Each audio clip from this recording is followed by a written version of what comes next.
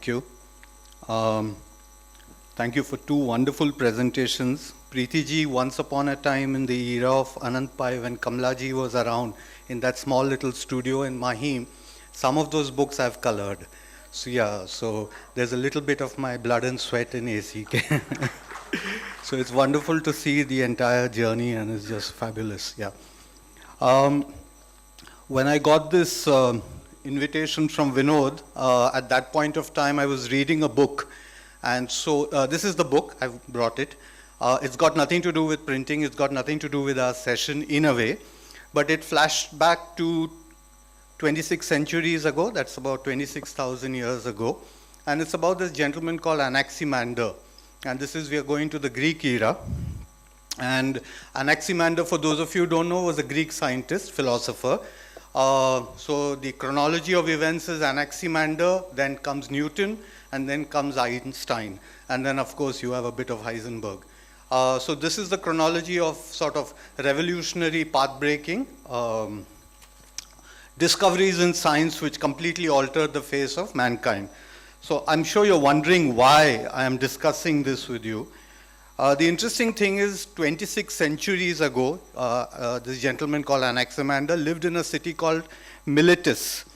And so there's a paragraph which when Vinod called, which I was reading, and it sort of resonated with what we are going to discuss over the next, 1 hour, 75 minutes. It says that there were events and news happening all over the world. Northern Europe was passing from the Bronze Age into the Iron Age. The Americas, which were the ancient Olmec civilization, was already waning. In northwest India, Mahajanapada kingdoms had been formed. Again, for those of you, the chronology is Jainism was born around the same time that Anaximander, this thing. So Mahavir, a contemporary of Anaximander, founded Jainism, and he preached non-violence all across the continent. Already the Indo-Europeans of the West were focusing on how better to think about the world, while those of the East reflected on how to live their lives better. And interestingly enough, China was a preoccupation even then. So in China, King Kuang of Zhou had recently ascended to the throne as the 12th emperor of the illustrious Zhou dynasty. And again, it's interesting, I'll just skip bits. But basically, the Chinese regime at that time was the so-called spring and autumn period. So two things were happening. One was a time of decentralization of power and feudal battles, and cultural diversity and conquering other regimes. And China would not know a similar culturally productive era for a long time to come. This has perhaps been the price paid for an internal stability that, while imperfect, has nevertheless far exceeded that of the ferocious West, endlessly at war, and so on and so forth. So two quick things, not much has changed in the last 26 centuries. Broadly, the narratives are the same, the trajectories are the same, the regimes are similar. What we as individuals are trying to do or as industry is trying to do is also sort of similar. So with that sort of opening comments, I invite my panelists and all honorable gentlemen, all captains of the industry. So I'll first call Shashi from Manipal industry. Again, what's very, very interesting for us is that all the four panelists have been sort of extraordinary performers at the PrintWeek Awards, and that fills me with great amount of pride. Manipal Technologies was PrintWeek Company of the Year, I think, across the longest number of times, right? And in 2022. So welcome, Shashi. He's traveled all the way from Mangalore and many, many flights. The next person is Manu from CDC. Again, please sit, please sit. Yeah. Manu is from CDC in Calcutta. And again, two bits of trivia. Please sit, this is very awkward. Yeah, Manu is again extraordinary because we were looking at a list of book exporters, 20 odd, and concurring with what you have been sharing with us, India has had a phenomenal year in 2023 for book exports. And while we were studying that list, what was equally extraordinary was in the top 20 in terms of just the numbers, there are about 14 organizations which even someone like me had not heard of. Unknown players who have leapfrogged and, out sort of businessized, if you can use that word, the traditional book players. And CDC is, I think, in the top 10. And again, an extraordinary amount of growth. He's also, I think CDC is also 4 prisms? Yeah, 4 PrintWeek award prisms, and we did not rig the awards, and yet they won. So then we have Sanjay Bhai. Sanjay Bhai is an old friend, veteran of the industry, somebody who is familiar with industry data. He's also sort of instrumental in ensuring that there's a progressive, modern outlook to what the print industry conveys to print buyers and, of course, other industry leaders. In addition, he's, of course, also the helms operations at Param, and they've just a fantastic new factory in Vapi, which I think he personally supervised during COVID, which we'll talk about. And finally, we have Akshay of TCPL. The youngest probably, and the wisest. TCPL was also the winner of the PrintWeek India Company of the Year 2023, and it was sort of a well-deserved award, and yeah.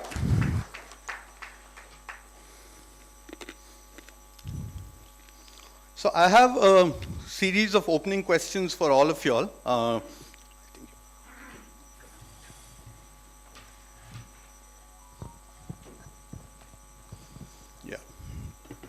So the theme is collaborations, cross-cultural collaborations. And one of the things which, just as a warm-up round, which will probably start off with you, Shashi, is what's been transpiring past 12, 24 months. I know there's been a big churn pre-COVID, post-COVID, and then of course 2023, which has been a reasonably good year for both print and packaging. So if you can just share with us, A, what's transpiring in that little town in Manipal in coastal Karnataka, and secondly, what are some of your challenges that you encountered during that period? Yeah. Morning. Before starting, a little bit about our technology. We say we are young, 82-year-old company. We came to printing because the group used to run syndicate bank, and when they were looking for checks and security product, the only way to get it either by the government press or that time they used to import.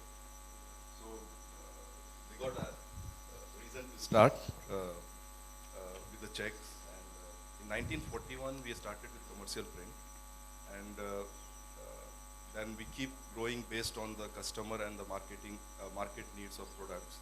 So we started book printing, then we started checks, we started plastic card, we do debit, credit.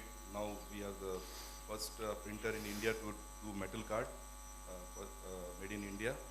We are also in print management services, we do financial inclusion, we are also in doorstep banking. So we are large in BFSI and publishing. So that is about the Manipal technology. And coming back to the question, the 12 and 24 months. Yeah. I think if you see the last 10 years, we had a GST coming in. A lot of issues during that time. We were not clear about the kind of taxes which we have to pay. Then it comes COVID. While we are recovering from the COVID, Russia and Ukraine war came. And today when you say, definitely the book printing, I can say, is doing very well. Yep. A lot of exports are happening. But then it comes Red Sea. So what we see in last 10 years, there were questions 12 to 24 months what we are doing. I think the learning of all this, I think we need to be very careful. The product what you are in, we have to work on our strengths. We need to be very careful in the geography where you want to be. You need to be very careful in the countries where you are working, where the currency is stable, what kind of appetite you have to give exposure on your credits. So I think we have accounted all those things, and we have taken a segment where we want to work. We have taken a product. We don't want to do everything possible in the earth. China one is happening. Sure. We are seeing that we are getting a lot of inquiries for different products, but then we are very careful also, because it's not that everything what is moving out of China we have to do. So we had a very aggressive growth plan. I can talk about not the overall Manipal group. We are going to touch around 2,400 crore this year. Yep. But talking about the publishing itself, we want to reach 1,000 crore in next 2 years. That is the plan what we have last year. Yep. And books will be? I'm talking about the books. Books, this is entirely Not books, talking yeah. about the Okay, plastic no, no, carton. Those okay, are- got it. Fair enough. Manu, you want to add to that? I mean, the last time we spoke, I think you were in some corner of Africa, and we were joking that you are probably more presence in Africa than FIFA has in World Cup, right? And for football. So again, how that territory has been, and also how CDC has been kept busy. Yeah. So we, we cater to three different segments. We do a little bit of packaging, we do books, and when we do books, we do for domestic market, we do for Africa, we do for European countries and in America, South America.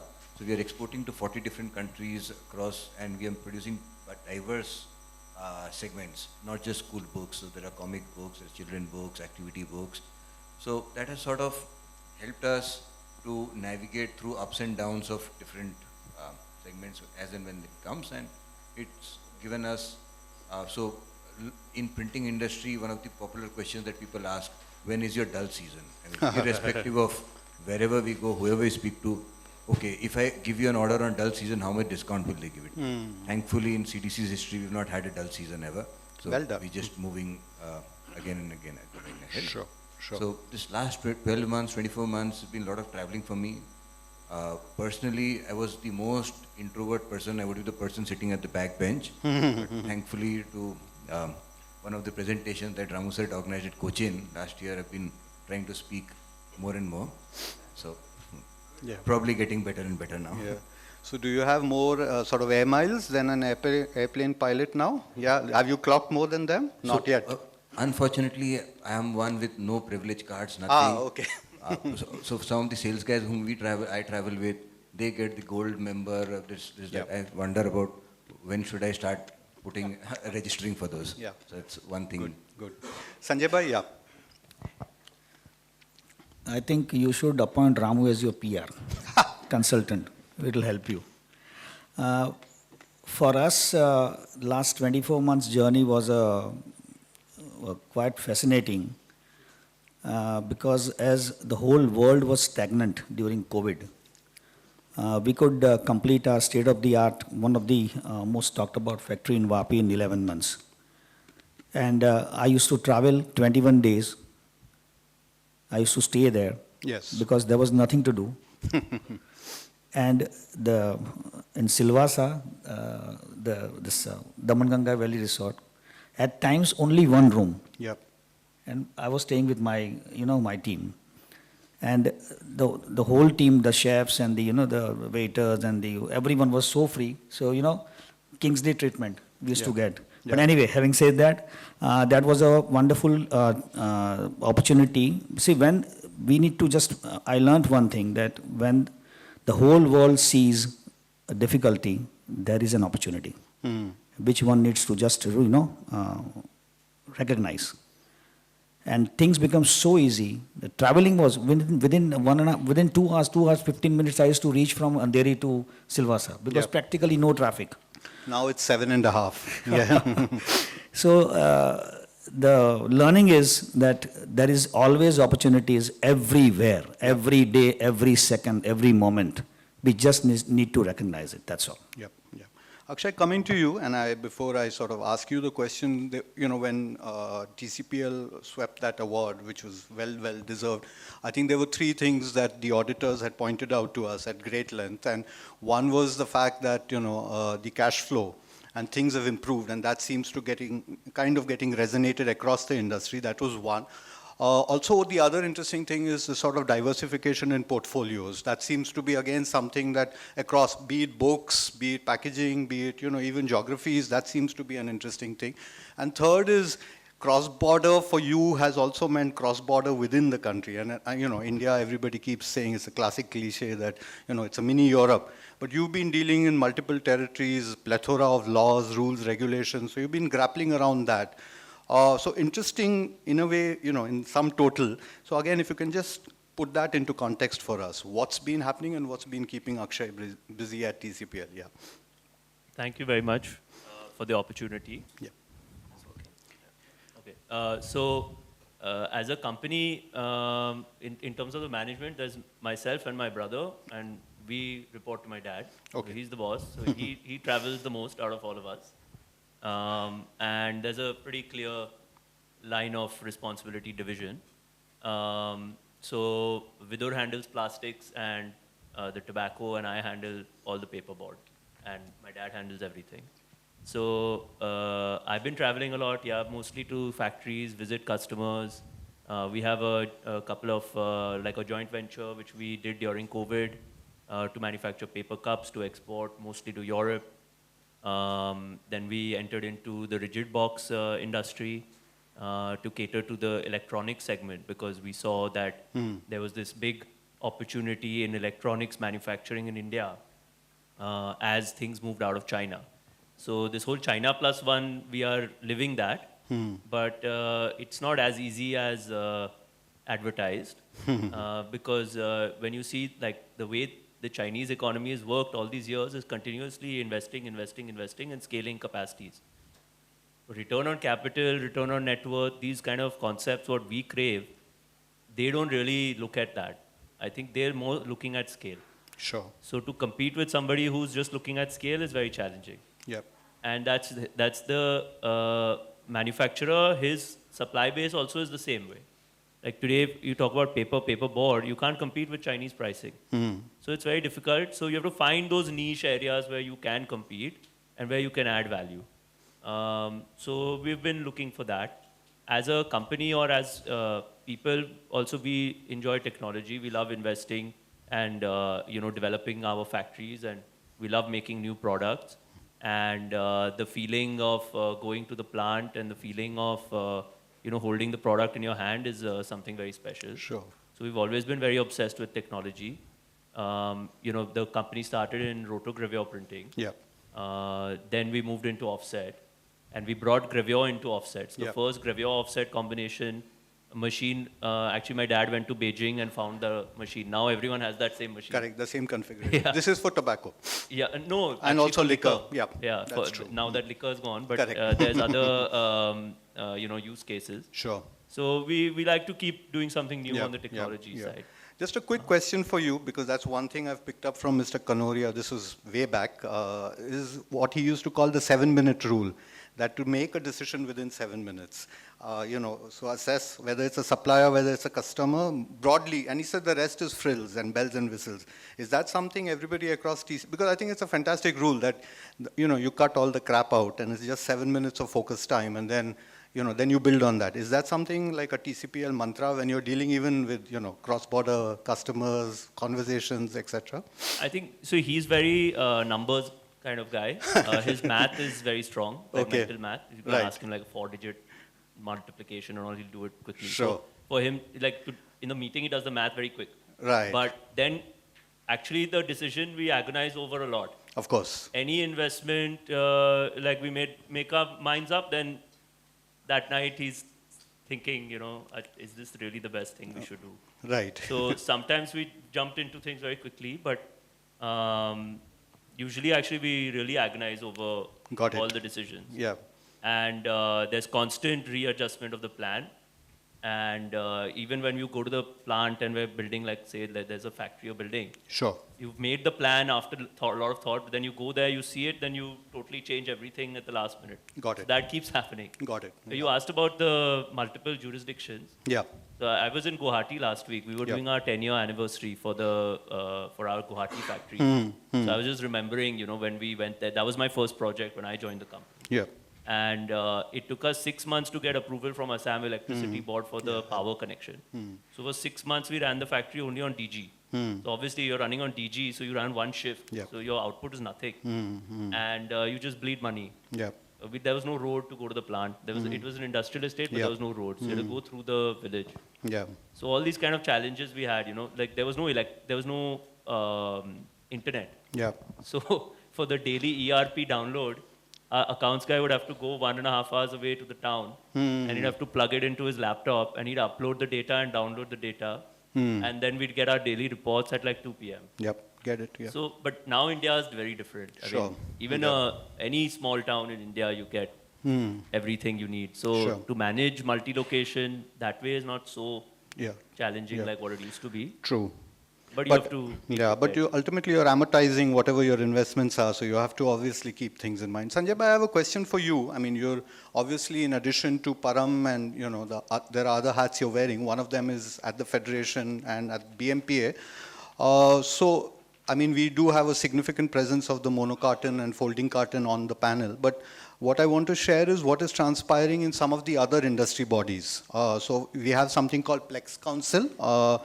They're basically about 3,000 odd members which are for the flexible packaging, anything to do with plastic.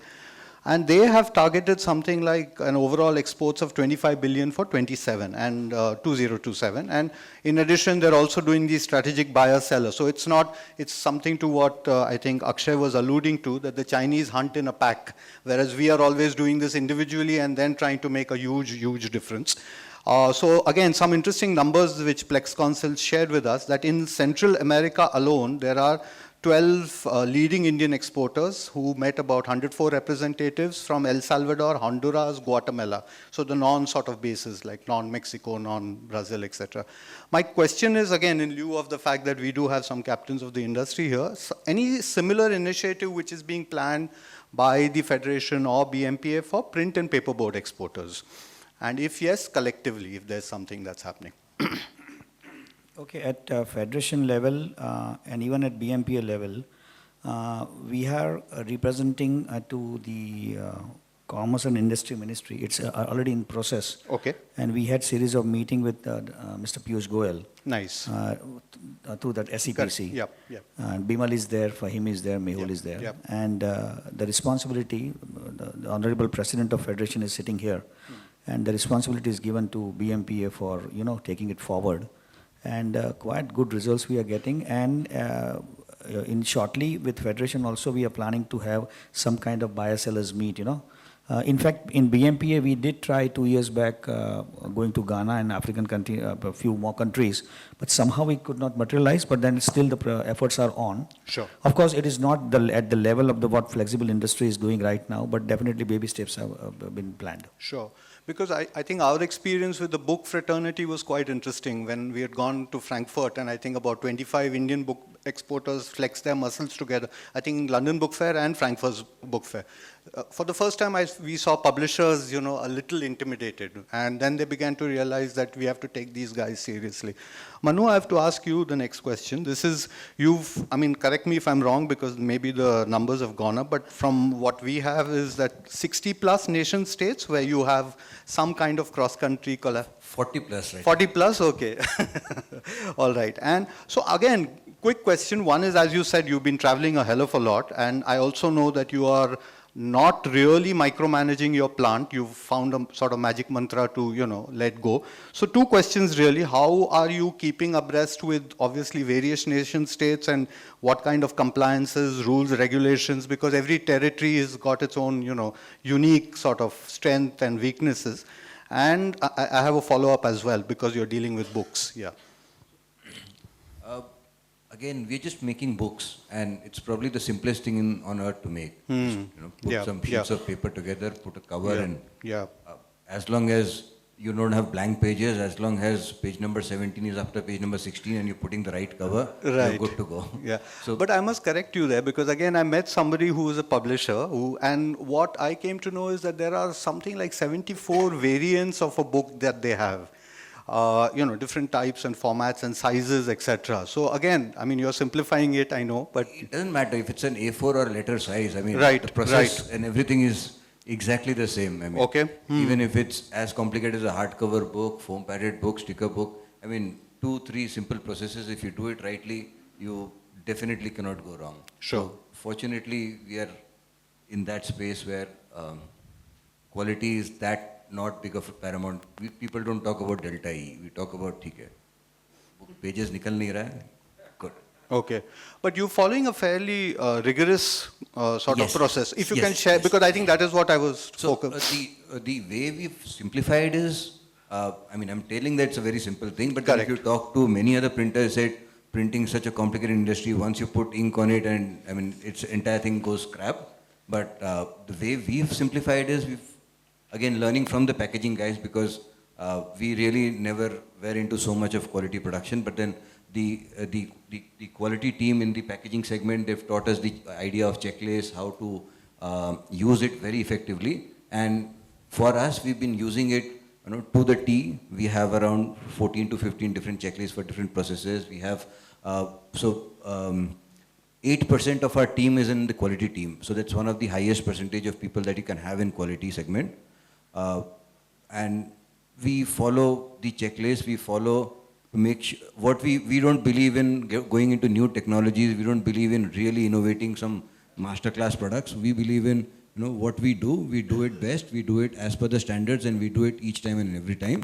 And that's why the quality team, the quality guys, they follow those checklists and they make sure everything is right each time and every time.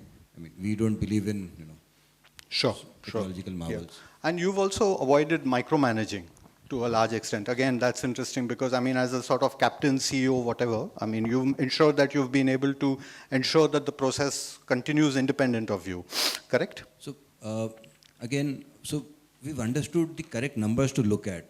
Normally, when people talk about, okay, your business should be data driven, and then they come up with 30, 40, 50 different data points, like what is your maintenance cost as a percentage to your revenue month on month. Like, how does it even matter?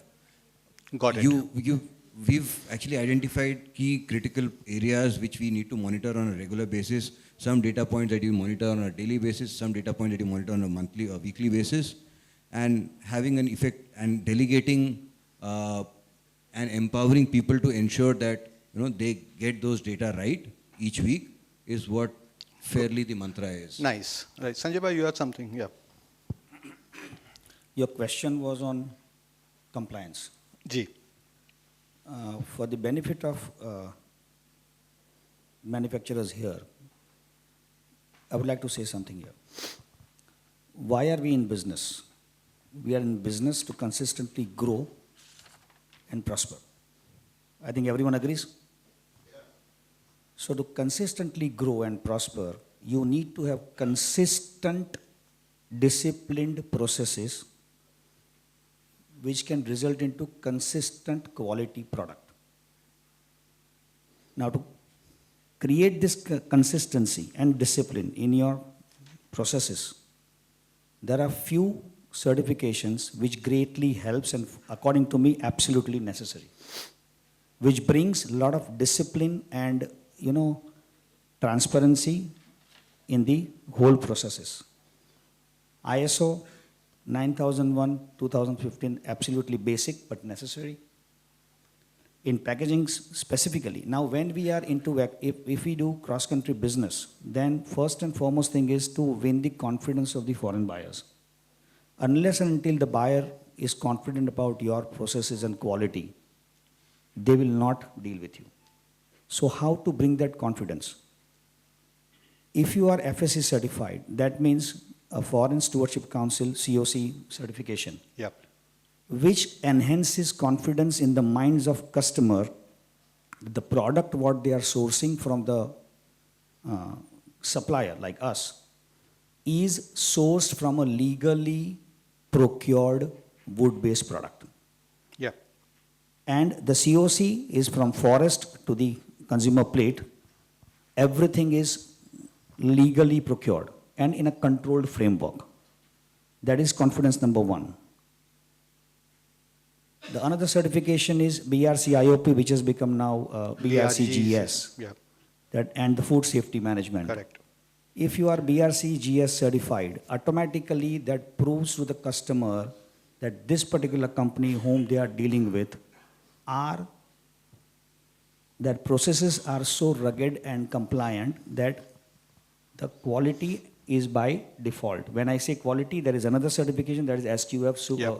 that is safe food qualification. So Sanjay bhai, actually the question would be to you. Obviously you have this entire thing that there are these 24, 25, certifications which are there.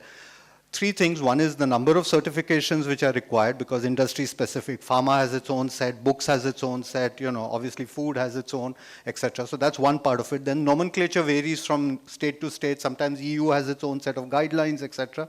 And the third is, of course, who are the regulatory bodies. So typically, again, maybe not the, the big daddies who are, in the folding carton space, but say a small printer from Gadag, what we were discussing offline, but a small printer from Behrampur, and he is interested to look at this as an opportunity. Number one, where does he or she start, number one? And number two is, how does he approach? Because this can look like gobbledygook, and it's a learning process. What we are really trying to do is minimize the learning curve. What probably took you 5 to 10 years to, grasp, obviously somebody is trying to leapfrog that entire process. So if you can just, quickly say that what is the process of how to do this quickly and swiftly? Because see, too many nomenclature. Yeah. In fact, in a simple term, Yeah. go to the experts. There are good experts, good amount of experts available. Experts, yeah. Consultants. Yeah, consultants. Lot of consultants and lot of good companies, Yeah. organized companies Sure. who gives this kind of consultancy. But of course, क्या concept अपने India में कितना देती है वाला सही concept बात है. So we go to the cheaper source and then we curse ourselves. That the shortcuts does not work here. Yeah. You need to go the organized companies who give consultancy at a reasonably good cost. But definitely they will streamline. They will help you in streamlining the processes. And once you get used to these things, then automatically, then the best part is that you need to create an internal team who can, and give them responsibility, give them regular trainings. There are regular training modules from SGS and other companies, whereby you just depute 2-3 people from your quality and your production guys. So like a champion for... Yes. yeah, You need to have internal MR. champion. Yeah, Yeah, you need to have MR internally, and then give them the responsibility, Sure. and the things go on auto mode then. Yeah. Akshay, you would want to add on that? I mean, in addition to the regulatory compliances, sustainability, which is a huge word, and again means different things for different, territories. Number one is, what is and how is TCPL handling that? Especially in lieu of, in view of some of the organizations where we find TCPL entering that space. How are you sort of transforming that? And secondly, what is the business module you have to communicate this message of sustainability? That, hey, we are a, reasonably sustainable industry and we are ticking the right boxes. I think that messaging is not getting across. Yeah, I think there is a lot of greenwashing. Correct. And there's a lot of confusion. Because, one example is this water-based, like Neha said that in her presentation, that this water-based coatings, it's not some sustainable coating. It's slightly more sustainable than PE. Correct. But ultimately, it's still acrylate. Yep. That's mixed up with some water, and then you put it on the board, and then that's how you get the barrier. Yep. So right now, like if you talk about truly sustainable coatings, there's very little out there. And most of it is absurdly expensive or will slow down your productivity dramatically, or both, right? So that holy grail is still very far away. But we are still searching. And, we have a R&D department which we've set up just, largely doing stuff like this. So we're working on multiple different types of coatings. Because our point was that these governments keep changing their mind because they don't know what they're doing either. Sure. The Indian government has its own policy, the European has their own. In Europe, there'll be like 20 jurisdictions. Each country has their own take on the policy. So for example, we were exporting paper cups to the Netherlands. Then they just banned all plastic in disposable packaging one fine day. So that includes even this water-based coating. So then what we decided is that we will do what makes most sense for us. And what we deem to be most, sustainable and reasonable that a customer would want to accept. Don't worry too much about the government regulation, or that will catch up. Sure. So that's what we're working on, but it's a slog. Yeah, got it. Yeah. Shashi, I have a question for you. I mean, again, we've heard all the challenges, etc. And the other thing that we keep hearing from a lot of people is that when you're doing an export job, you need to put in 10x of your engineering skill and mental energy, etc. I know from personal experience that you're dealing with probably the largest, I mean, at least the big three in terms of MNC book publisher worldwide. How exacting they are and what are the kind of standards that they expect from you.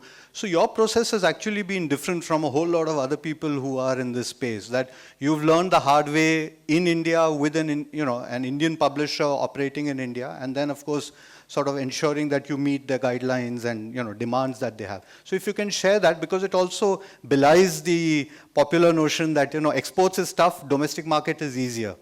Yeah. that is not true. Yeah. When I'm sitting in front of A client, yes. I think the basic is same. Yeah, yeah. I don't see there is a change in product quality or maybe a look and feel of the product. The change what we have seen. One thing is when you are working with MNCs, they bring lot of global practices to you. In fact, they invest on you more than you invest on them. That is what we have learned in last maybe 30, 40 years. Once they onboard you, they will not let you go unless you decide to go. They will help you to do mistakes. Yep. They will guide you. But once you are there with them, they will try to always keep working with you.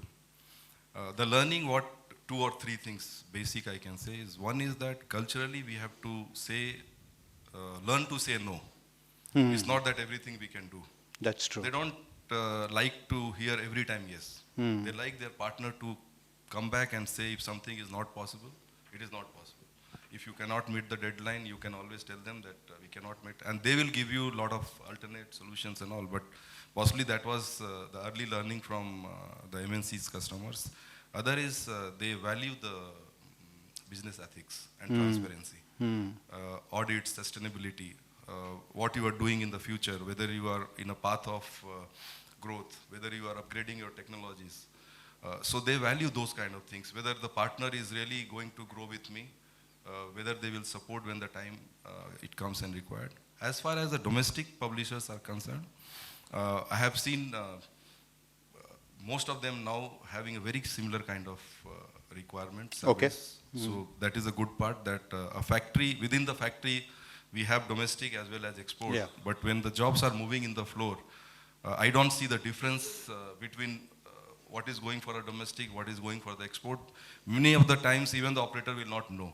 Yeah. Because the name of both will be same. OUP India, OUP UK, OUP US. So Yeah. for the operator, it is not tuned that it is export, so you have to take care of it better than the domestic.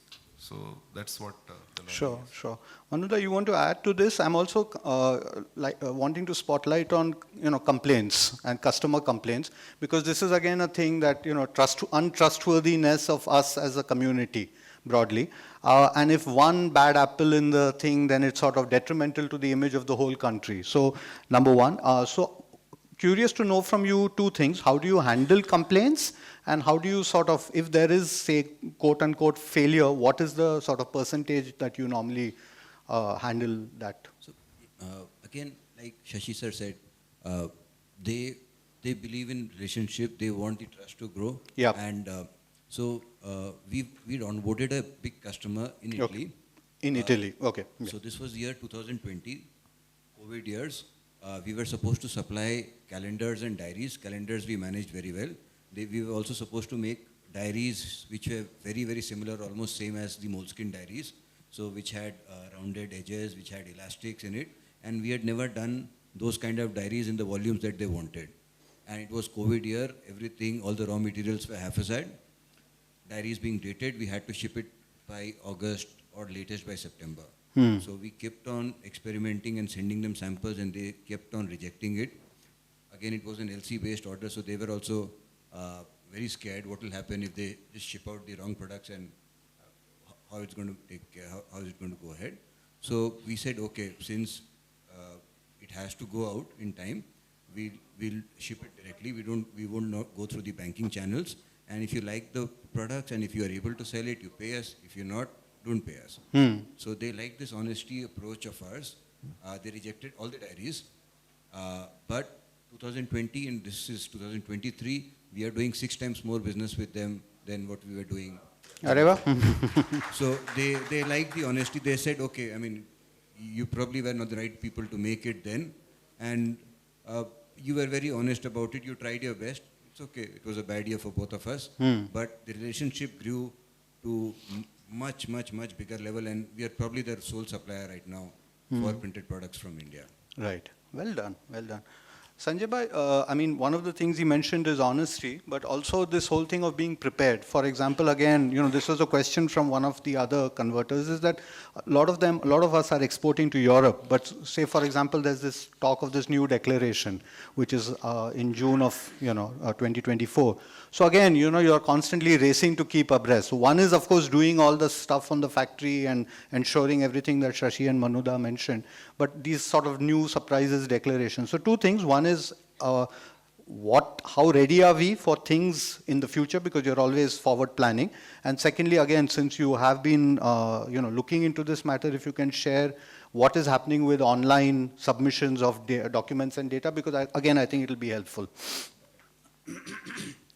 This EU is moving towards paperless custom systems.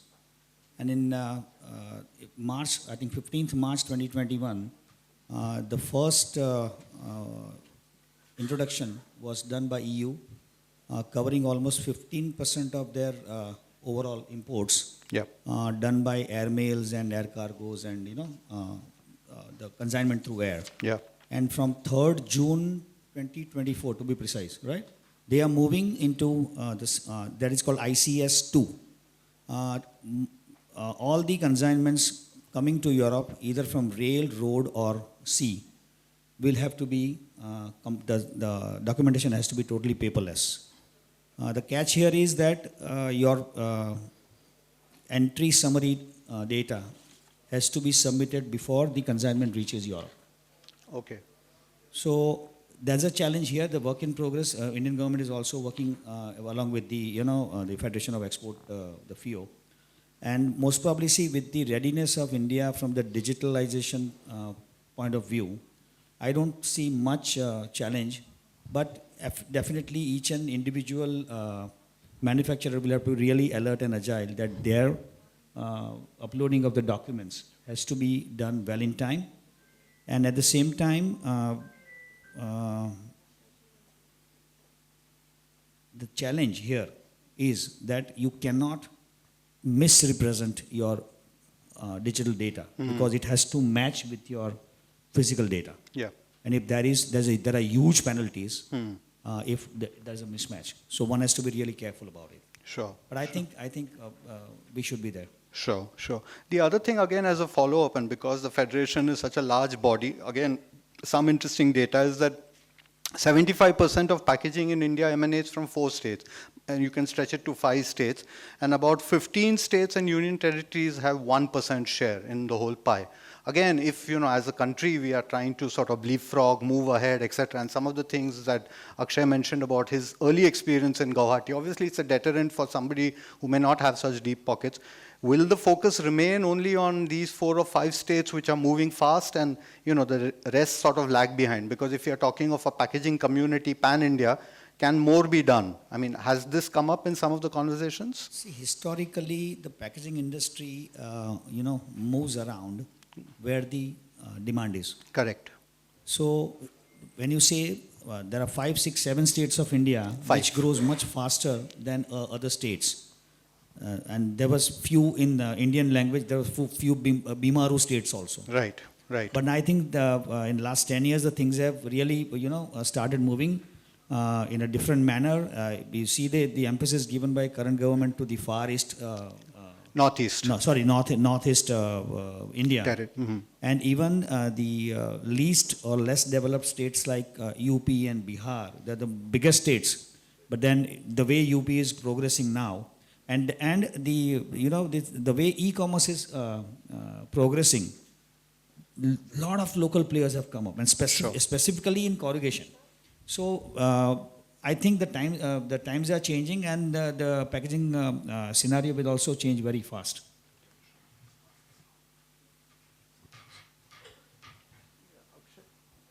I'll just add on to that. I mean, however much we want to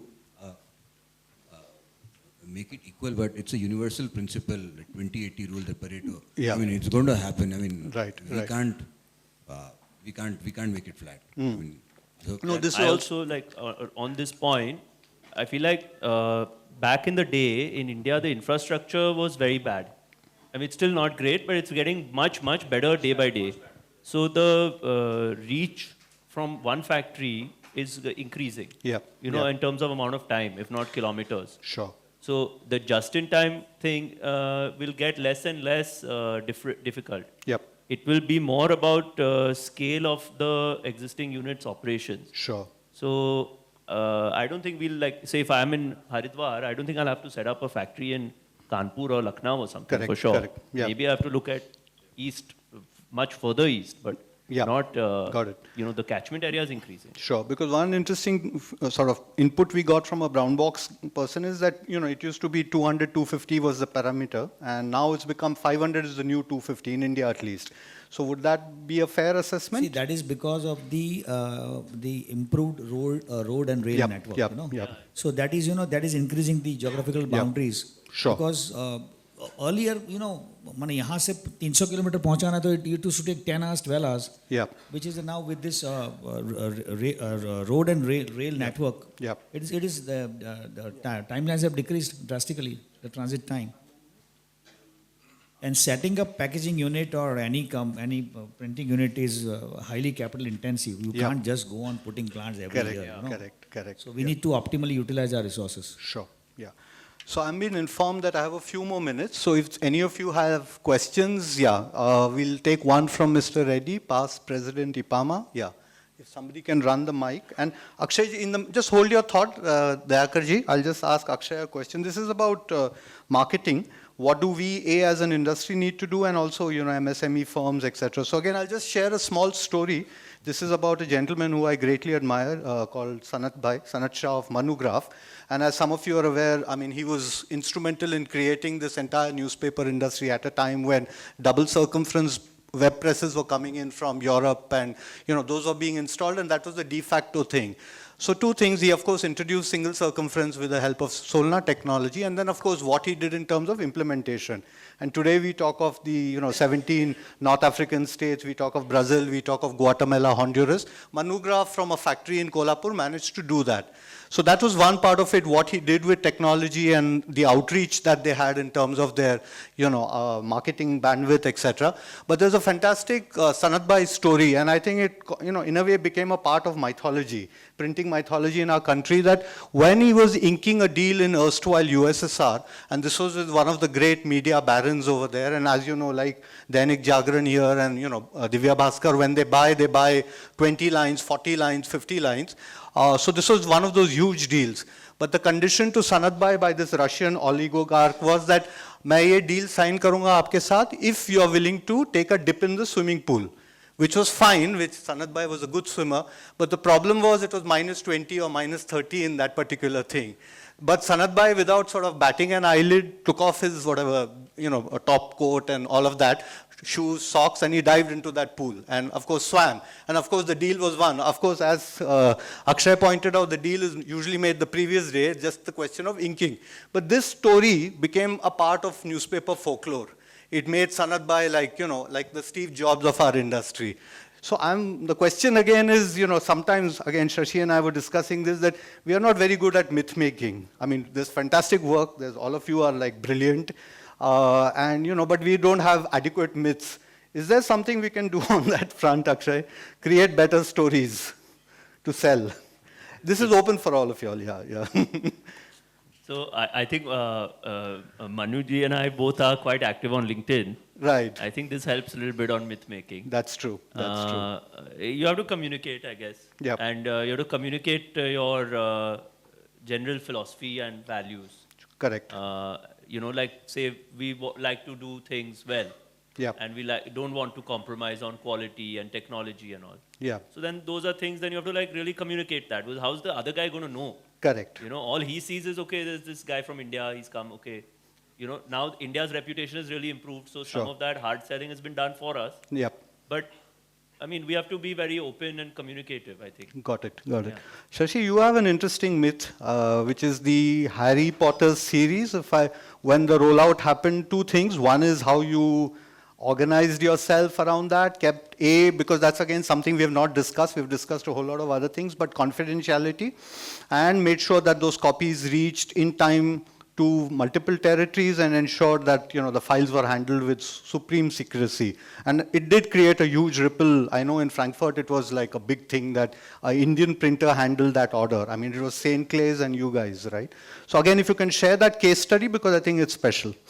I will quickly do that. Yes. Long story, but I will just, Yeah. because of time. The myth, the Asian printer cannot do a confidential project. That is the way the publishers was thinking. But I give credit to the Indian publisher, Hachette, who has actually confidence on us. And they, in fact, they called I was the person who picked the call. They told, we have one confidential project, whether you would like to do it. We are a security printer from 80 years. Correct. So I told, yes, we can do, because data security and those kind of thing is something which is there in our blood, and all our process, all our infrastructure is built to manage those things when you're doing credit card checks and all. So this is, but we never thought about the kind of scale they were talking about. So they told, are you sure you want to do it? So let's discuss about it. And then I realized that they were talking about J.K. Rowling casual vacancy, which they wanted to do it, Harry Potter series. And the only thing which we took it without even seeing anything plus or minus was that no Asian printer has ever done this book. Yeah. We told we are going to do it. Because this opportunity is not going to come again for print fraternity of India to be proud of that you have handled such kind of project. So we went, we said yes, and then they have sent the contract. In the contract it was, you have to sign an indemnity bond of, I think that time, I don't remember, 5 or 10 million pound. That's all? That's all. So I started thinking about the total revenue of my business for the year. Actually, it was something like that. But then we discussed internally, because that was a point of concern, because they were launching this book worldwide with different time zone at the same time. And with the social media so active, there are people who wanted it to come out before they launch, because that is the kind of hype goes to the Harry Potter series, where if something comes in the media, entire thing goes for a waste. Correct. So we took it as a challenge, and I think the challenge is that we have one floor factory. And there are many jobs are running in the same line, and you cannot stop all the job to do this. So it was very difficult for us to manage the entire thing, because everything is visible. So we switch off all the CCTVs, no mobiles, and the department which was handling the job, they are not going home for 2-3 days. Everything is arranged in the factory. So actually this project was, if you have taken in the normal way, was 15 days, but we tried to finish it in 4 days. So, and it was a hardcover, and a lot of processes was involved. And since the book was launched all over the world, all the color has to be correct. And you cannot send the book or the page for the color corrections or approvals. So they have just given us a Pantone series, and you have to follow the same thing. Even the lamination film, which lamination film has to, so everything was detailed. So we did that very successfully. And the other challenge was the book was ready much in advance. So you have to secure the book for maybe 20 days. So you have to take the book somewhere, you have to lock and key.